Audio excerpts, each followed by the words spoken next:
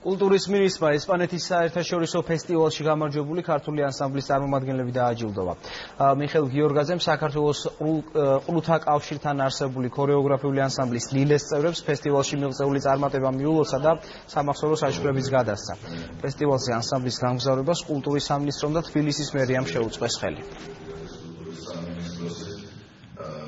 წელს გაიმარჯვეს საქართველოს ყრუთა კავშირთან არსებულმა ქორეოგრაფიულმა ანსამბლმა ლილემ და მე არ შემეძლო პირადად არ შევხვედროდი ბავშვებს, პირადად არ გადამეხადა მათთვის დიდი მადლობა და არ გვეთქვათ, რომ რამდენად ვამაყობთ მათი წარმატებით და ასევე დღეს მათ გადავცემთ სამახსოვრო საჩუქრებს.